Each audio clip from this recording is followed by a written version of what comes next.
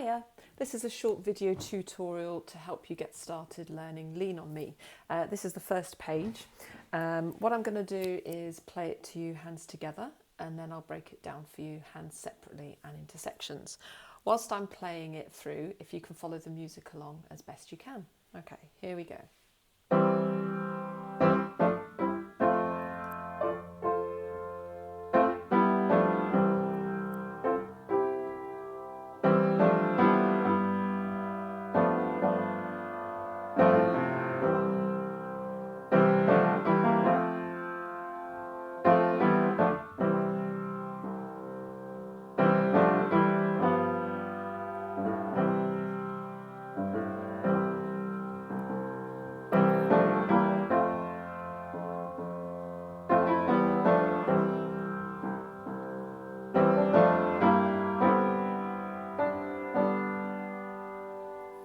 Okay, so I'm going to break it down for you hands separately. I'm going to show you the right hand first. So with your right hand, you need to put your little finger on middle C, then your index finger on G, then your thumb on E. So a lot of the time, these chords that you're going to be playing is the same hand shape, but you're just going to be shifting up and down. So it's important to try and remember this hand shape. So the first bar starts with that chord that I just showed you, so E, G and C. Then you play it again once more, and then you're going to shift up one to the right, then up one again to the right, and then up one again to the right. So the first bar goes like this. Okay, so try and get used to playing those sequence of chords before you move on. I'll just try that for you once more. Okay, keeping the same hand shape, for bar 2 you're going to jump up a little bit more. So what you're going to do is aim to put your thumb where your little finger is at the end of bar 1. So that means that your right thumb will then end up being on the F with your index finger on the A and your little finger on the D. So the first chord of bar 2 is this. And then the second chord of bar 2, keep the first two notes the same, the thumb and the index finger, but your fourth finger just needs to play the C. So the second chord is F, A and C. So it'll sound like this. Then you need to get back to where you were at the end of bar 1. So that chord again, which is A, C and F. So it's that original hand shape. And you're going back down the sequence that you started with. Like that, and then you need to jump up again for bar 3 so that your thumb is going to be on middle C. So the notes in bar 3 for your first chord are C, F and A. The second chord is the normal triad of C major, C, E and G. So keeping that thumb where it is, I'll play you those two chords. Okay, coming towards the end of bar 3, if you go back to the first chord that you started the whole piece with, E, G and C, with your little finger on the C, and we're going to play the first sequence of 3 chords again. Then you're going to repeat that last chord. Then we're on to bar 4 in line 2. So what we're going to be doing is just shifting slightly. So the notes in the next chord will be F, A, B, and D, and it sounds a bit clashy, but it's meant to be like that. So it's got to be like this, and then holding down that D, you're going to play the first 3 notes of that chord once more, like this. Then the last chord of bar 4 is the F major triad, F, A and C. Okay, so moving on to bar 5, you start with the original chord again, play it once more, shift up one to the right, shift up one to the right again, and then you've got to fit in a B flat semiquaver before you shift up once more to the right. So the last 2 chords plus that B flat semiquaver in bar 5 is going to sound like this.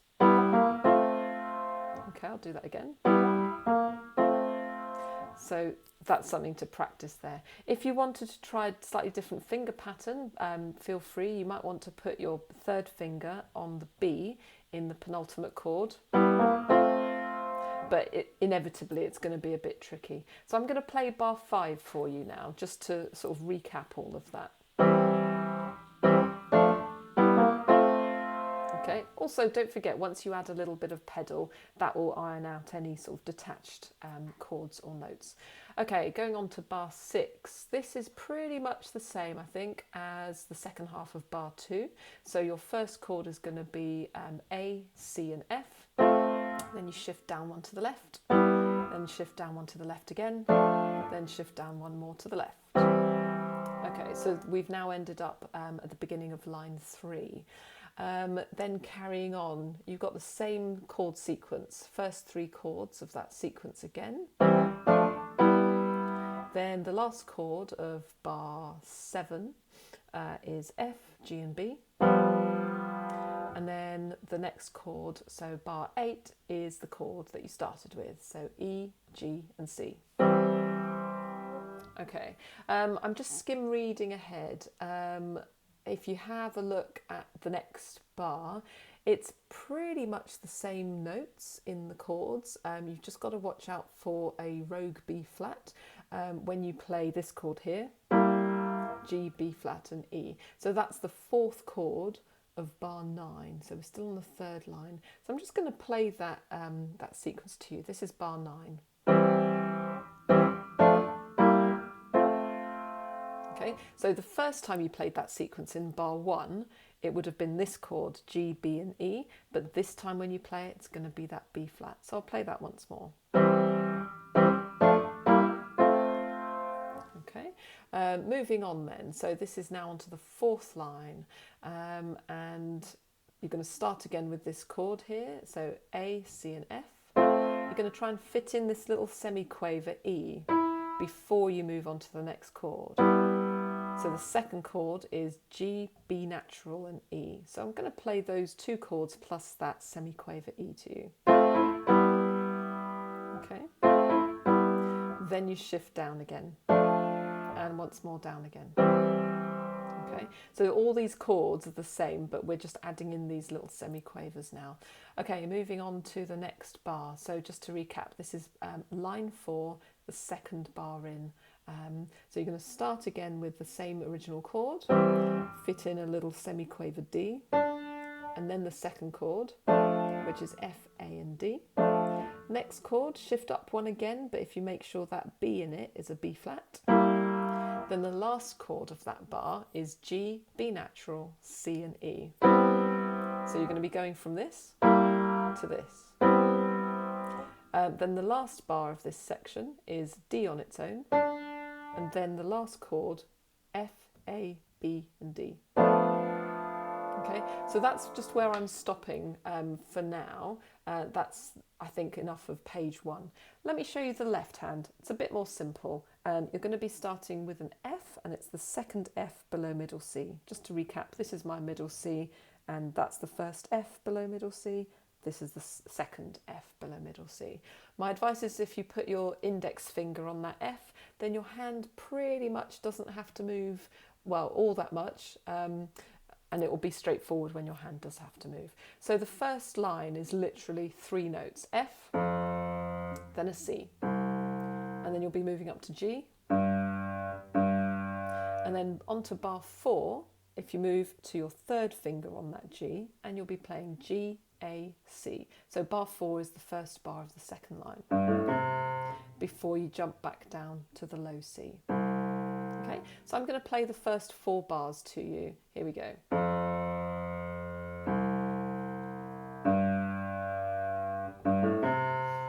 Okay, then moving on to bar 5. So we're on to the 2nd line. Start with that low C. And then here, this is where you do have to shift. So probably best if you put either your 4th finger or your 5th finger on this next note. So this is C, and you're just going to literally go up the scale to the F and then back down like this.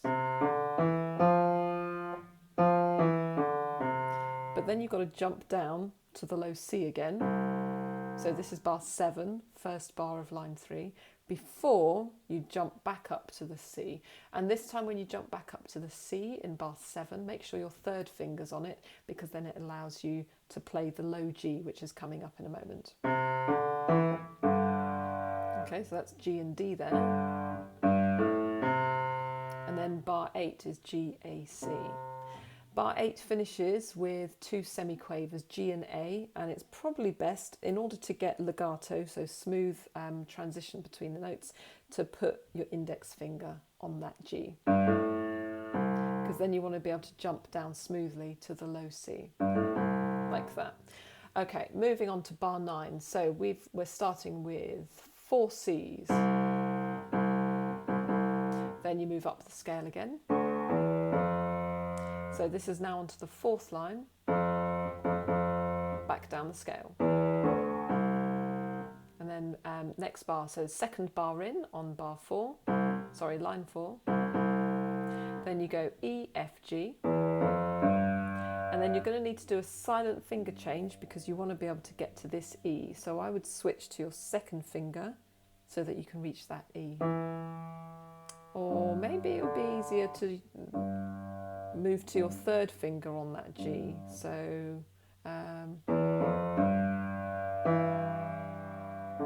because you want to be able to play the D as well. I'm going to play that 4th line for you from the beginning of the line. Here we go.